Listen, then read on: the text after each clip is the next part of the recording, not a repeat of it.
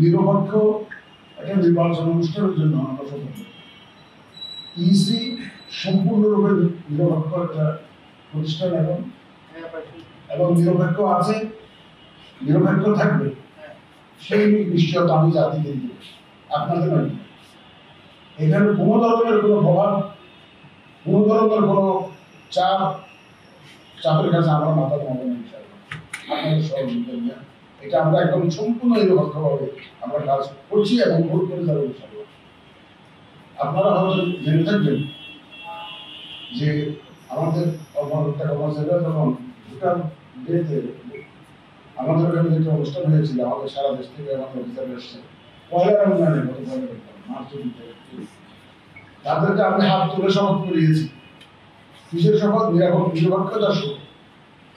আমার অফিসার ওয়াদা করছে রমজান মাসের প্রথম দিনে হাত তুলে ওয়াদা করেছে তারা কারো দ্বারা প্রভাবিত হবেন না, সম্পূর্ণ নিরপেক্ষভাবে আইন কানুন মেনে তারা এই নির্বাচনটা পরিচালনা করবেন।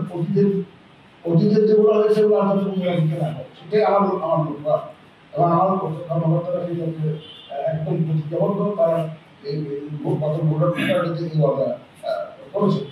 সুতরাং আমরা সম্পূর্ণ একটা নিরপেক্ষ এবং বিশ্বাসযোগ্য গ্রহণযোগ্য নির্বাচন অনুষ্ঠানের জন্য আমরা প্রতিজ্ঞাবদ্ধ এবং সেই লক্ষ্যে আমরা কাজ করে যাচ্ছি।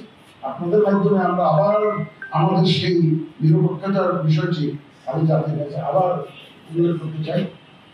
তবে এ ব্যাপারে আমরা আমাদের সবার সহযোগিতা লাগবে, বিশেষ করে রাজনৈতিক দলের সহযোগিতা লাগবে। আমাদের সুবিধা হলো যে রাজনৈতিক দল সবাইকে নিরপেক্ষ নির্বাচনের কথাই বলছে, এটা একটা অ্যাডভান্টেজ আমাদের আছে। ওনারা সবাই বলছে, ওনারাও প্রতিশ্রুতিবদ্ধ জাতির কাছে যে এত আন্দোলন সংগ্রাম কেন হলো যাবে, এটা নিরপেক্ষ নির্বাচন যদি আমরা সবাই মিলে না করি।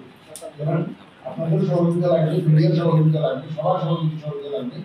আমরা আমাদের মাননীয় প্রধান উপদেষ্টা বলেছেন উনি উৎসবমুখর পরিবেশে একটা ভোটের দিন যাতে ভোটের দিনটা আমরা পালন করতে পারি, সেটা উনি জাতির কাছে কমিটমেন্ট দিয়েছেন।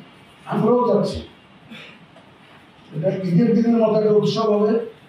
উৎসবমুখর পরিবেশে আমরা ভোট কেন্দ্রে যাব এবং নিরপেক্ষভাবে একদম নির্ভয়ে নির্দ্বিধা নিজের পছন্দের প্রার্থীকে আমরা ভোট দিতে পারবো। সে লক্ষ্যে নির্বাচন কমিশন আপনাদের পাশে আছে। আর একটা বিষয় আমি জানাতে চাই, নির্বাচন কমিশন আমার একার নয়, প্রধান নির্বাচন কমিশনের একার নয়। গত নভেম্বর মাসের 24 তারিখে দায়িত্ব নেওয়ার পর থেকে এ পর্যন্ত যত সিদ্ধান্ত নিয়েছি, নিতে কোনো সিদ্ধান্ত আমি এককভাবে নেইনি।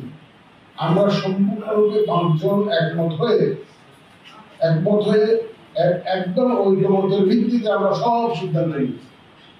আপনারা নিশ্চয় জানেন, নির্বাচন কমিশন থেকে যত সিদ্ধান্ত আসে এটা কমিশনের সিদ্ধান্ত, কোনো ব্যক্তির সিদ্ধান্ত, কোনো একজন কর্মকর্তা বা কোনো একজন কমিশনারের সিদ্ধান্ত না, বা প্রধান নির্বাচন কমিশনের সিদ্ধান্ত না।